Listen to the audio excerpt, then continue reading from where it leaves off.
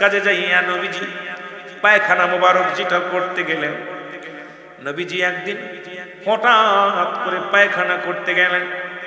পাথরের হঠাৎ করে মুসলমান এই কথাগুলো বললে বড় আশ্চর্য লাগবে। নবী যখন প্রস্রাব পায়খানা করতেন, যদি জরুরাত মনে করতেন, শুকনা জমিনের মধ্যে, ফাঁকা জমিনের মধ্যে মুসলমান গাছগাছালি হয়ে যেত।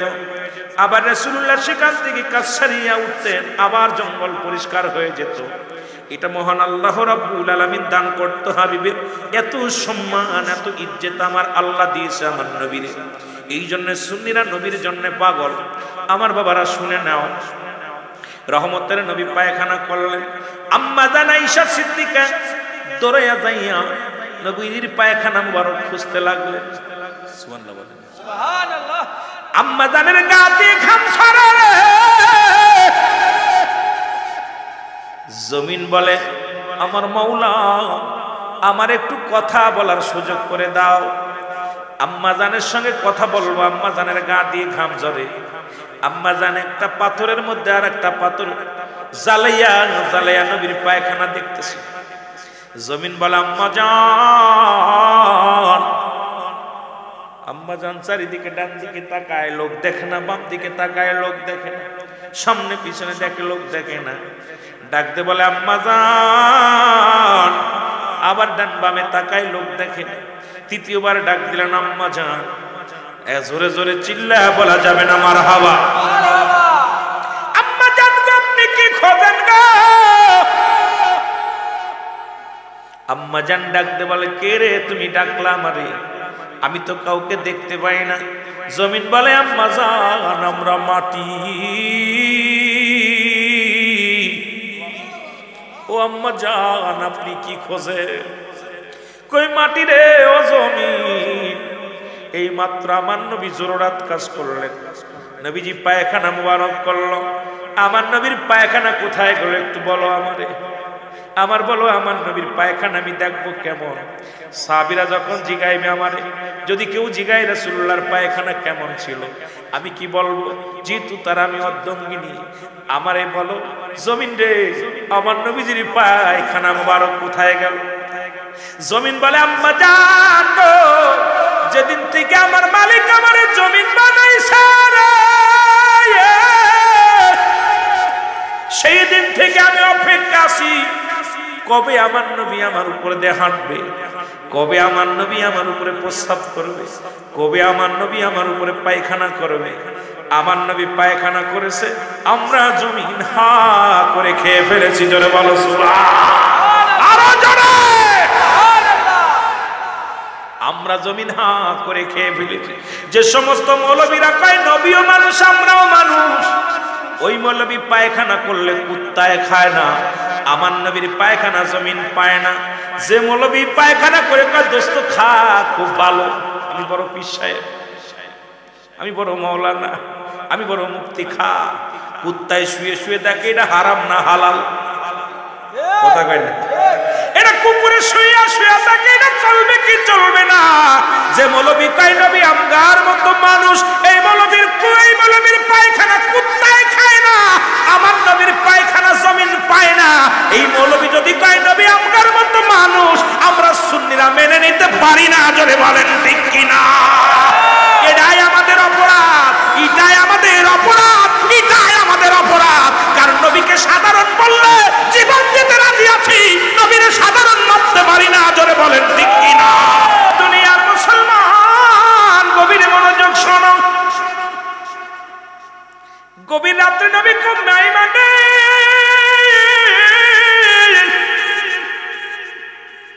বাইরে অনেক শত্রু আছে, প্রস্রাব মুবারক রেখে দাও। এটা সকাল বেলা ফেলে দিতে হবে। এটা কি? জোরে কইতে নি রে? প্রস্রাব মুবারক। এটা কি? ওয়াজ করতেছি প্রস্রাবের পয়সা। এটা কি? প্রস্রাব মুবারক। প্রস্রাব মুবারক। এরে তোর আমার মৌলবীর প্রস্রাব হইতে পারে, নবীজির প্রস্রাব মুবারক, নবীজির ব্যবহারকৃত যত করে মনে কাপ মুবারক, প্লেট মুবারক, লাঠি মুবারক, বিছনা মুবারক, জুতা মুবারক, সব পবিত্র। সুবহানাল্লাহ কইতে নি রে? নবী বলে ঘুম নাই মানে রে, সকাল বেলা ফেলে দিতে হবে। রাত্র গভীর হয়ে গেছে, উম্মে আইমান চিন্তা করে, আল্লাহ আমি দুনিয়ার মধ্যে বেঁচে থাকতে এই প্রস্রাব জমিনের মধ্যে ফেলবো, এটা মানুষ বাড়াইবে, আমি কেমনে মেনে নিব? আমি বেঁচে থাকতে আমার রাসূলের প্রস্রাবের উপরে মানুষ পা লাগাইবে। আলেমরা শোনো, আমরা কেন সুন্নিরা পাগল হই? নবীর সাহাবীরা কেমন পাগল ছিল? ডাকতে বলে, আল্লাহ আমার নবীর রাত্রে পায় প্রস্রাব মুবারক উম্মে আইমান খেয়ে ফেলেছে, জোরে বলা যাবে না মারহাবা? মনে আছে সকালবেলা নবী কয়, উম্মে আইমান, জি হুজুর, প্রস্রাব মুবারক নিয়ে আসো, ফেলে দিতে হবে। উম্মে আইমান রাসূলের সামনে থরথর করে কাঁপতেছে। নবীজি বলছে, কই কাঁপো কেন? নিয়ে আসো। হুজুর বেয়াদবি মাফ করবেন, গভীর রাত্রে আপনার প্রস্রাব মুবারক আমি খেয়ে ফেলেছি। আরো জোরে নবী কইতেছে, উম্মে আইমান তুমি কি জানো না মানুষ মানুষের রক্ত খাইতে পারে না, মানুষ মানুষের প্রস্রাব খাইতে পারে না? হুজুর আমার রাসূলুল্লাহর রক্ত মুবারক, আমার নবীজির প্রস্রাব মুবারকের উপরে মানুষ পা লাগাইবে, আমি কেমনে মেনে নিব?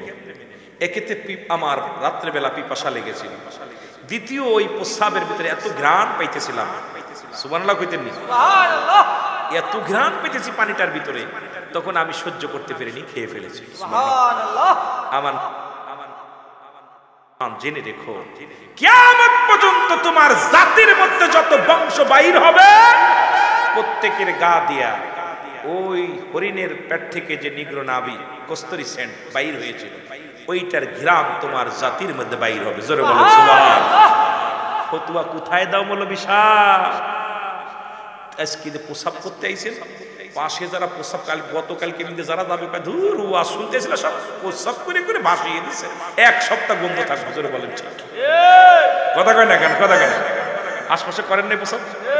দেখবেন আশেপাশে, আমি বিশ্বাস না করেন, গত এক সপ্তাহ এই দুর্গন্ধ থাকবে। আর আমার রাসূলের প্রসাব মুবারক উম্মে আইমান শরবত মনে কইরা, পেয়ালা রহমত মনে কইরা খেয়ে ফেলেছে। আর আমরা মৌলবী প্রস্রাব করলে গন্ধে টিকা যায় না। সেই মৌলবী যদি কয় নবী আমগার মতো মানুষ এই বুকার লগে আমরা নাই, তাতে যদি এই দুনিয়া ছেড়ে দিতে হয় দিব, 7 রাজার ধনু যদি দেয়, সারা পৃথিবীও যদি দেয়, আমরা এটাকে ছুঁড়ে মেরে দেব, তবু আমরা নবীকে চাই, নবীকে চাই, নবীকে চাই। জোরে বলেন ঠিক কিনা? এর জন্যে হাজারো কষ্ট সহ্য করতে রাজি, কিন্তু রাসূলকে ছাড়তে রাজি না। আরো জোরে ছাড়তে না। আরো জোরে বলেন আমিন। এ দুনিয়ার মুসলমান,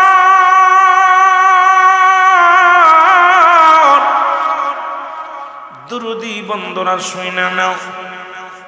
এই জন্য নবীর পক্ষে আমরা থাকতে চাই, নবীর বিপক্ষে যাইতে চাই না। নবীর পক্ষে যারা চলেছে তাদের পক্ষে থাকতে চায়, নবীর গুণগান যারা গায় তাদের পক্ষে থাকতে চায়। নবীর শান, নবীর মান যাদের মধ্যে আছে, দয়াল নবীর প্রেম ভালোবাসা যার অন্তরে যতটুকু, তার ঈমান বলতে ততটুকু। নবীর প্রেম ভালোবাসা যার অন্তরে নাই, তার ঈমান বলতে কিছু নাই, সরাসর বেঈমান। এইরকম একজন আশিক ছিল হযরত বেলাল, বাপের নাম হলো রাবা। জোরে জোরে চিল্লায়া বলা যাবে না আল্লাহু আকবার। আল্লাহু আকবার। বেলালের বাবা ছিলেন একজন কৃষক। বারবার বলতেছে, হুজুর একটু বিলালের কথা বলেন। কি বলবো মুসলমান, যিনি ইসলামের প্রথম মসজিদ, আমার নবীজির মসজিদ, ইসলামের মসজিদ, মুসলমানদের মসজিদ, নাম তার হযরত বেলাল, বাবার নাম রাবা। আল্লাহু আকবার বলে। রাবা ছিল একজন কৃষক, দুনিয়ার মধ্যে কৃষক। রাসূলুল্লাহর জামানায় বড় একজন কৃষক ছিল। ছোট্টবেলা থেকে বেলাল গবেষণা করতো, পৃথিবীটা কে বানাইলো, আমারে কে বানাইলো, আমার আব্বারে কে বানাইলো, জমিনটা কে বানাইলো, পৃথিবীটা কে বানাইলো, পানিকে দিল, বাতাসকে দিল, আসমানকে দিল, এইগুলো নিয়ে গবেষণা করতো হযরত বেলাল। মুসলমান গভীর মনোযোগ। একদিন বাবারে জিগায়, বাবার আবারে জিগায়, বাবা ও বাবা, তোমার কাছে জানতে চাই এসব কিছুর মালিক কে? আসমান জমিন এই চার মালিককে, এই ভূখণ্ডের মালিককে, তোমার মালিককে, আমার মালিককে। রাবা কয় বাবারে এই সব কিছুর মালিক আমাদের যিনি কর্তা, এই এলাকার যিনি নেতৃত্ব দেন, আমাদের সর্দার, সব কিছুর মালিক হলো সে। মুসলমান রাবা ডাক দে কয় না, রাবা কয় বলা পরে বেলাল কয় বাবা গো তুমি কেমনে বলো, তুমি তো আমারে জন্ম দিছো, তোমারে জন্ম দিছে আমার দাদায়, দাদারে জন্ম দিছে তার দাদায়, এইরকম বাবায় বাবা গো। এখন উনি মালিক হয় কেমনে? কিন্তু অল পৃথিবী যিনি বানাইলো রে তিনি কে, তিনি কে, তার কোথায় ঠিকানা? আর একটু জোরে বলেন আল্লাহু আকবার। তার কোথায় ঠিকানা? ও মুসলমান, হযরতে বেলাল একা একা বসে আছে মাঠের মধ্যে, কে যেন পড়ায়া দেয় লা ইলাহা ইল্লাল্লাহু মুহাম্মাদুর রাসূলুল্লাহ সাল্লাল্লাহু আলাইহি ওয়াসাল্লাম। জোরে জোরে বলেন সাল্লাল্লাহু আলাইহি। হযরত বেলালকে ডাক দে, কে যেন বলে বেলাল,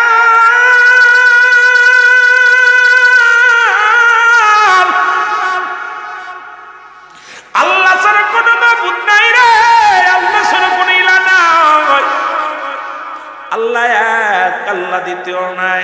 আল্লাহ বলেন কুল হুয়াল্লাহু আহাদ আল্লাহুস সামাদ লাম ইয়ালিদ ওয়া লাম ইউলাদ ওয়া লাম ইয়াকুল লাহু কুফুয়ান আহাদ। আল্লাহ কয় আমি আল্লাহ এক। আল্লাহ কয়জন? জোরে বলেন কয়জন? আরো জোরে বলেন আল্লাহ কয়জন?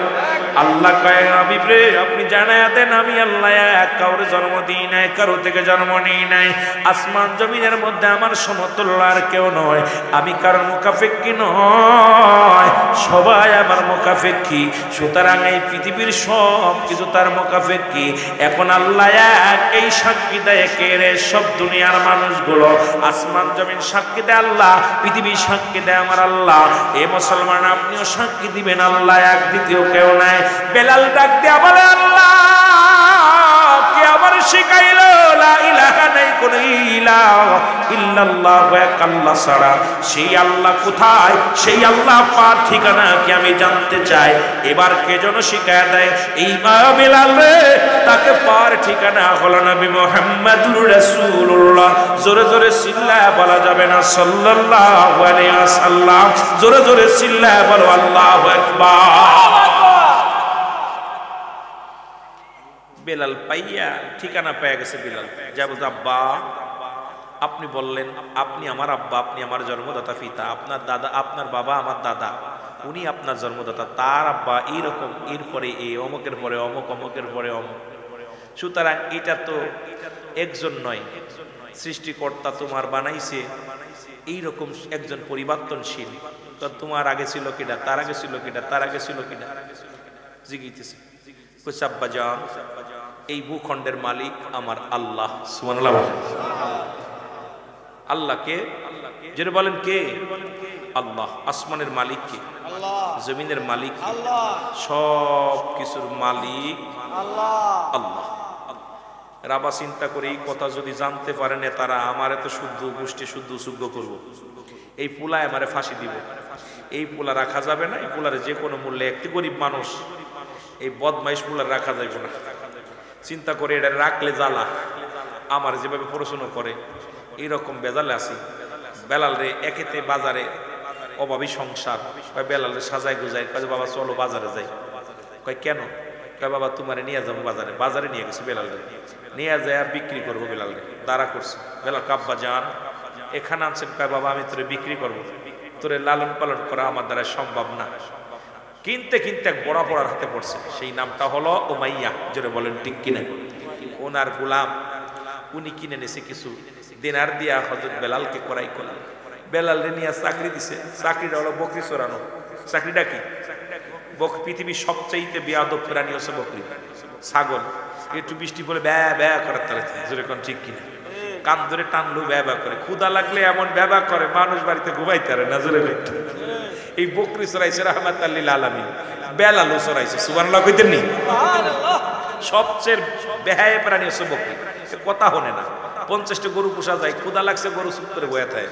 কিন্তু এই ছাগল যদি একটু ক্ষুদা লাগে একদম ডেকে একদম, এরপরে একটু বৃষ্টি নামলে একটু পানির মধ্যে নিয়ে যাবে, কি একটা বিপদ, গলা ছিঁড়ে যাবে, তাও যাইতেই চায় না, টানতে টানতে। এ খুব দুষ্ট বিরানি, জোরে বলেন ঠিক কিনা? এমনি আর নবীরে দেয়নি রাখাল, নবীকে এমনিরা বানাইছে রাখাল গরু ফকির।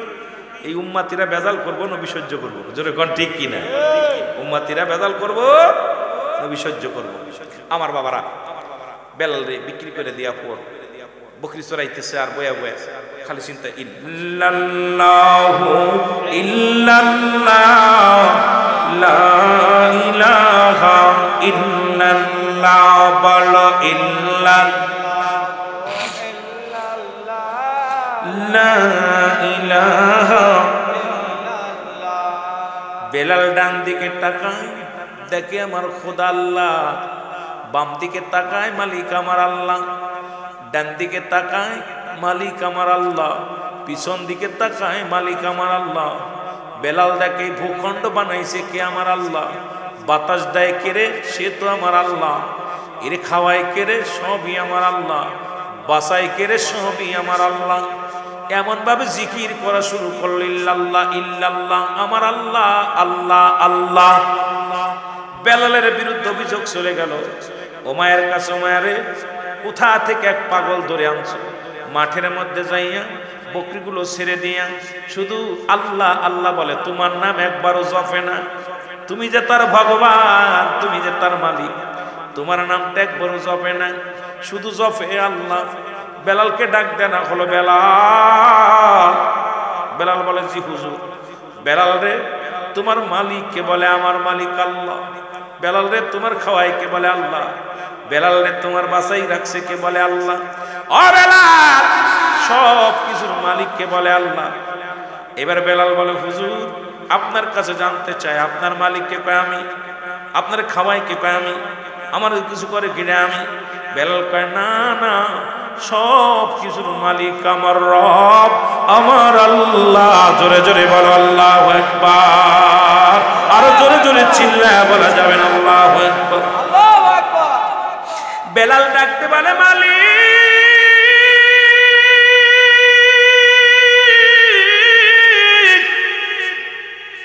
সব কিছুর মালিক তুমি গো, আমার আল্লাহ, ও আমার আল্লাহ। ওমায় কয়, বেলাল রে ছেড়ে দাও তোমার ওই কথাগুলো, বন্ধ করো তোমার মুখের ভাষা। আমি তোমার মালিক, তোমার আমি কিনেছি, তুমি আমার। আমি তোমার হায়াত দাতা, আমি তোমার রিজিক দাতা, আমি তোমার খাওয়ানোওয়ালা, আমি তোমার মান্যওয়ালা। বেলাল রে একবার আমার প্রভু বলে স্বীকার করো। বেলাল বলে, না, কোনদিন আপনার অনুগত্য করতে পারি না। আপনার মালিক যিনি, আমার মালিক তিনি, তিনি আর কেউ নয়, তিনি আমার রব, তিনি আমার আল্লাহ। জোরে জোরে চিল্লায় বল আল্লাহু আকবার। আরো জোরে জোরে চিল্লায় বল আল্লাহু আকবার। ওমা একটু মনে কষ্ট পেল, ছোট্ট মানুষ, যুবক মানুষ, ভুল করেছে, দেখা যাক শুধরায় কিনা। বেলাল বকরিগুলো নিয়ে যায়, নিয়ে যে বকরির পালগুলো ছেড়ে দেয়, পাথরের মধ্যে চাটা দেয়, বকরিগুলো খানা খেয়ে পেট ভরে যায়। মাঠ ভরে রাখালেরা বকরি নিয়ে দৌড়াদৌড়ি করে, বেলালের বকরিগুলো দৌড়াদৌড়ি করে না। এত অশান্ত প্রাণী এত ভদ্রভাবে পড়ে আসে বেলাল রে। বেলাল জিকির করে, ইল্লাল্লাহু ইল্লাল্লাহ লা ইলাহা। বকরিগুলো নিরাপত্তা পালন করে, সন্ধ্যা হলে চলে আসে, সকাল হলে চলে যায়। রাখালেরা সবাই অভিযোগ করলেন, বেলাল কি জাদু করেছে, বেলাল এমন কি জাদুর গান গায়, বেলালরে কি কালো জাদু করলেন, তোমার বকরিগুলো নড়াচড়া করে না, একই জায়গা বইয়া পাথর চাটা দেয়, পেটটি ভরে যায়, আমরা সারা মাস ভরে খাবার পাই না, বকরিগুলো ক্ষুধার্ত অবস্থা আছে, কাবু হয়ে গেছে। উমায়ার কাছে নালিশ দিল, অভিযোগ রাখালেরা একত্রিত হয়ে অভিযোগ দিল। উমায়া ডাকলো বেলাল রে। বেলাল বলে, হুজুর আমি কিচ্ছু জানি না, আমার জবানে শুধু আমার আল্লাহর কালেমা। আমি যখন বসি রে, আপনার বকরিগুলো দেখেন কত সুন্দর খানা খেয়েছে, কত সুন্দর তাজুজ নাদুস হয়েছে। আপনার বকরিগুলো একটাও শুকনা না, অন্য রাখালের বকরিগুলো শুকনা, আমার বকরিগুলো অনেক তাজা। সুতরাং আপনার হুকুম আমি মানি। বলে বেলাল রে, তুমি তোমার খোদা নাকি অন্য কাউকে বানাইছো? বলে হ্যাঁ, তিনি আর কেউ নয়, তিনি আমার আল্লাহ, আমার আইনদাতা, বিচারদাতা, আমার বাঁচানোওয়ালা, বন্যওয়ালা, কন্যাওয়ালা, সব কিছু মালিক আমার আল্লাহ। জোরে জোরে চিল্লায় বলা যাবে না আল্লাহু আকবার। উমাইয়া ডাকতে বলে বেলাল,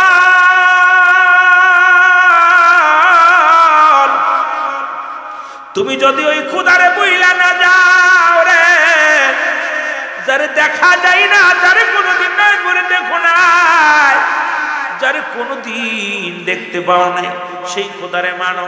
আমারে তুমি দেখতে পাও, আমারে মেনে নাও। বেলাল বলা সম্ভব, মানতে পারি না। কয় বেলালের তোর খানা বন্ধ।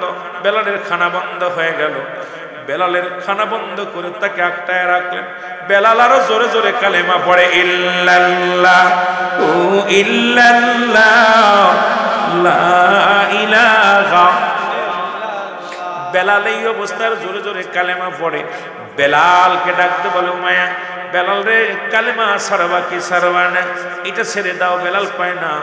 বেলালকে ধরে আক্রমণ করে পিটির চামড়া গুলো চলে যায়। প্রতিটা বাড়ির মধ্যে বেলাল কান্দা,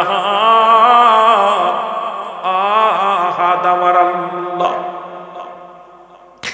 বেলালের গায়ের মধ্যে আঘাতের আঘাতে জর্জরিত হয়ে গেছে রে। বেলালের গায়ের চামড়াগুলো উঠে গেছে, গায়ে রক্ত ঝরে রে। বেলাল জমিনের মধ্যে বেহুশ হয়ে পড়ে গেলেন, কিন্তু জবানটা চালু আছে, বলতেছে। উমাইয়ার গোলামেরা ডাকতে কয়, হুজুর, বেলাল বেহুশ হয়ে গেছে, কিন্তু জবান দিয়া কালেমা বন্ধ হয় নাই। জবান দিয়া কালেমা বন্ধ হয় নাই। কয় বেলালকে তেজি গুড়ার পিছে বান্ধিয়া টানো। তেজি গুড়ার পিছে বান্ধিয়া পাড়ের উপরে দিয়া, পাথরের উপরে দিয়া টানা ইসরা করতে লাগলেন। বেলাল বাদিয়া রে, বেলাল ছেড়ে দে, ছেড়ে দে, কালেমা ছেড়ে দে। বেলাল বলে, জীবন গেলে জীবন পাবো রে, ইমান গেলে ইমান পাবো না রে আল্লাহ। যদি একবার ইমান চলে যায় হব জাহান্নামী রে, যদি ইমান চলে যায় জাহান্নামী। আল্লাহ, তুমি আমি বিলাল রে যত কষ্ট দাও, তুমি ইমান নিও না। দুই পায়ের মধ্যে ফেরাক লাগানো, হাতের মধ্যে লাগাইয়া উত্তপ্ত পাথরের মধ্যে বেঁধে লাগলো। বেলাল কান্দার বলে, কালেমার মালাটা পড়ছি আমি, যত বড় যন্ত্রণা দাও গো তুমি। বলো কালেমার মালাটা, যত বড় যন্ত্রণা দাও গো তুমি। বলো যত বড় মানি না, মানি না, হার জামানি না, মানি না, মানি না, হার জামানি না। হায়াত মৌতের মালিক তুমি, কালেমার মালাটা পড়ছি আমি, যত বড় আরো জোরে বলেন, যত বড় যন্ত্রণা দাও এ রহিম।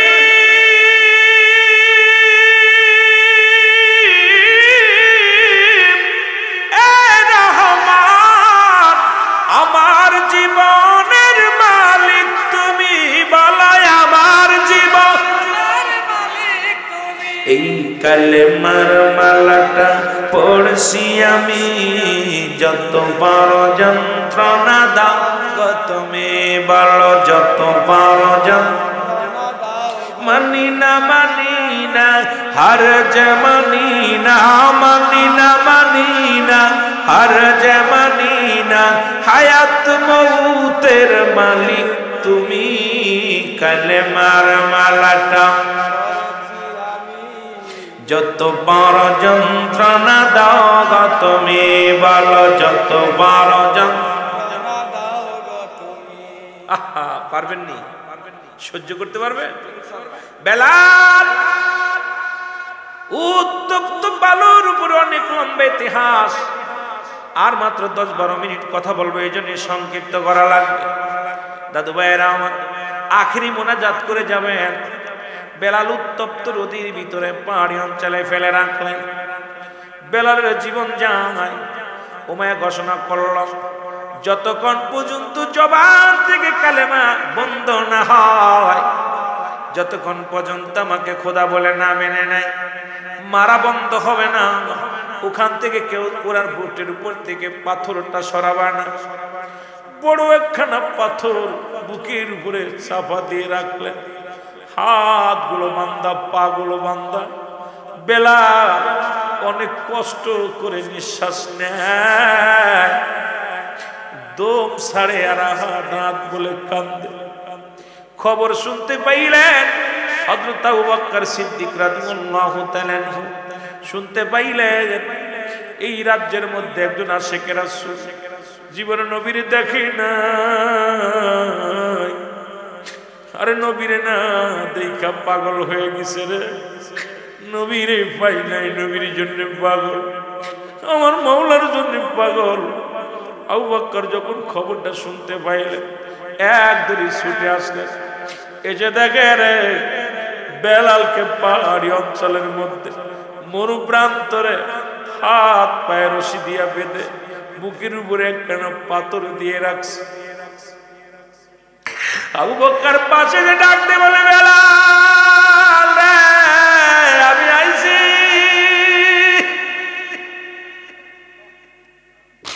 বেলাল রে আমি হাজির হয়ে গেছি রে, রহমাতুল লিল আলামিনের তরফ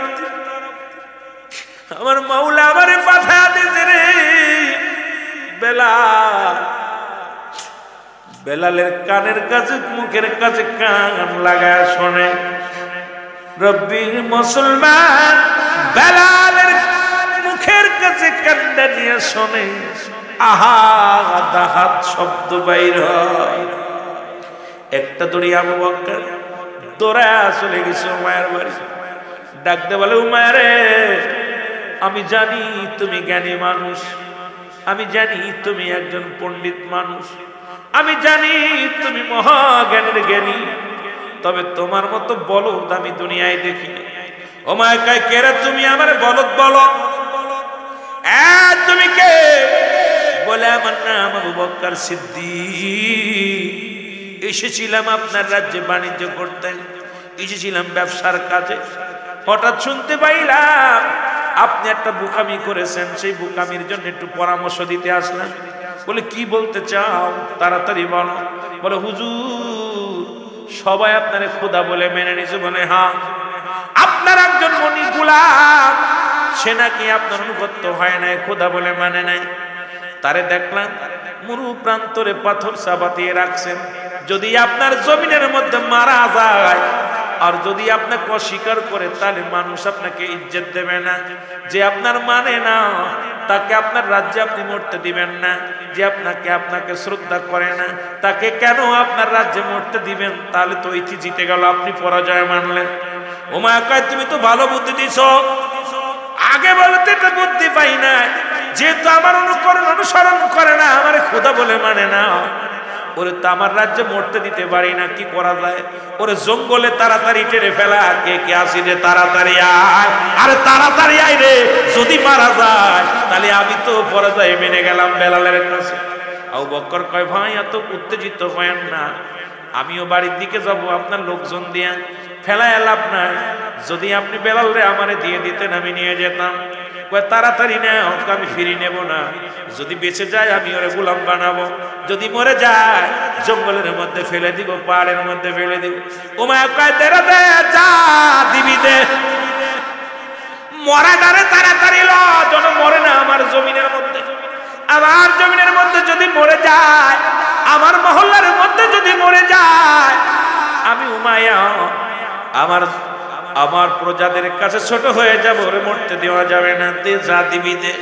আবু বকরকে একেবারে কম দিব না, যেহেতু আপনি করাই করেছেন, এই লন।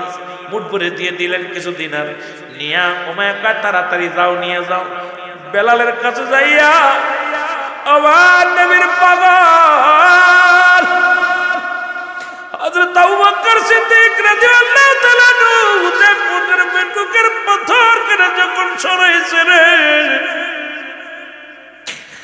বেলাল একটা তোপ ছেড়ে বলে লা ইলাহা ইল্লাল্লাহু মুহাম্মাদুর রাসূলুল্লাহ। তারে ধরব কেমনে, তারে পাবো কেমনে, তারে ধরব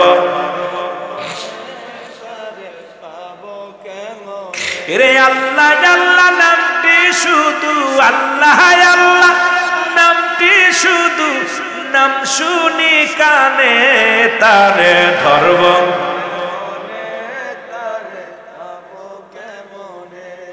আল্লাহরে ধরার একটা জায়গা আছে নবীজি আমার। আল্লাহ মসজিদে থাকে না, মন্দিরে থাকে না, পাহাড়ে থাকে না, নগরে থাকে না।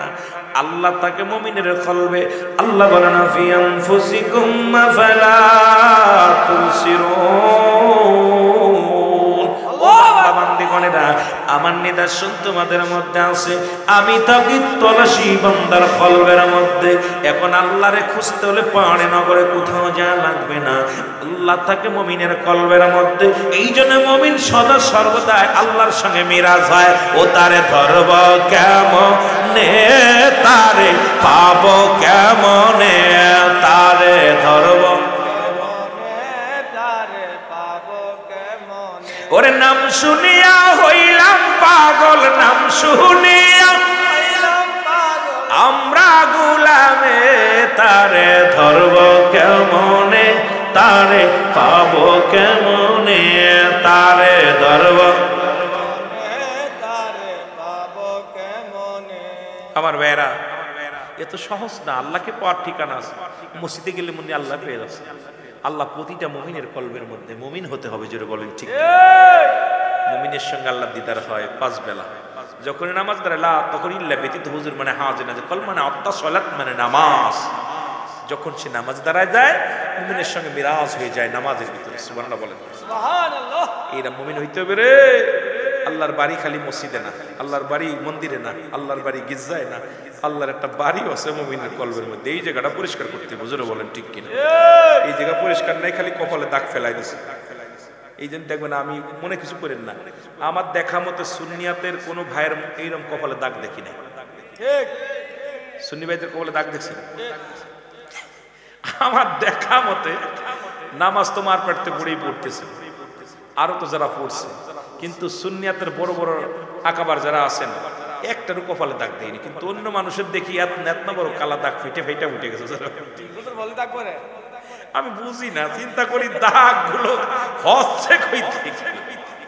কথা বলেনি আমার নবীজি দেখেন না, সাহাবীরা যত নবীজির চুল কেমন ছিল, আস্তে কথা বলেন না, নবীজির নাক কেমন ছিল, চোখ কেমন ছিল, ভুরু কেমন ছিল, ভাই নবীজির মুখ কেমন ছিল, চোখ কেমন ছিল, ঠোঁট কেমন ছিল, পাপড়ি ছিল কেমন, সব সাহাবীরা বলছেন। কিন্তু আমার নবীর কপালের মধ্যে নূর সংকাইতে কোনো জায়গায় লেখা নাই নবীর কপালের ভিতর কালা দাগ পড়ছে। ঠিক কিনা? একটা দলিল দেখান না, একটা দলিল দেখাতে রাসূলুল্লাহর কপালে কালা দাগ ছিল এরকম আপনার মতো। আপনারা এমন ডলার ডলতেছেন, ডলতে ফাটিয়ে ফেলছে। নামাজ ওদের কবুল হচ্ছে, ধরে বলেন ঠিক কিনা? আমি এবার বললে আবার কইবে আমার বিরুদ্ধে অভিযোগ করবে না। একটা সুন্নি আলেমদের, একটা সুন্নি আকীদার পীর সাহেবের কোথাও কোনো দাগ দেখবেন না। তাদের মুখের দিক তাকালে এখানে একটা নূর সংখ্যা। কথা কয় না কেন? মন খারাপ কেন বাবা? কষ্ট পাচ্ছেন না? ওদের কপালটা এত, আপনার ভিতরে পড়ছে সামান্য দাগ, এটা নূর। কিন্তু ওদের হলে এত বড় এই জায়গা পড়ে, আপনার পড়ছে এই জায়গাটা, ওটার কালো কালো দাগ, নূরের দাগ। ওটা দাগ না, ওটা একটা স্পট, নূরের একটা ঝলক। কালো মানুষ, ভিতরে নূর সংখ্যা আছে। কিন্তু ওদের যতই দেখবেন এই জায়গায় এত বড় একটা 2 চোখ বাইন্ধে এরম দাগ হয়ে যায়। বিশ্বাস হয় না? এই জায়গাতে ডাকবেন। আমি চিন্তা করলাম যে এত কাল নামাজ পড়তেছি, আল্লাহ বুঝি কবুল করতেছে না রে, কত ওই জন্য। কিন্তু আমার নবীজির এইরকম ডাক ছিল, একটা দেখান।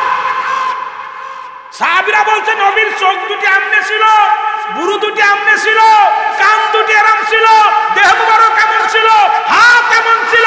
কোথাও তো সাহাবীরা বলে নাই নবীর কপালে এত বড় একটা দাগ ছিল। কথা কই না কে? আমরা কইলে সুন্নিকের দোষ, কথা কইতেন নি, কথা কইতেন নি বাইরে। মাঝে মাঝে কষ্ট পাই, তাই একটু কিছু কথা কইতে হয়। আমরা সোজা কথা কইলে তোদের কষ্ট হয়, কষ্ট পান আপনারা?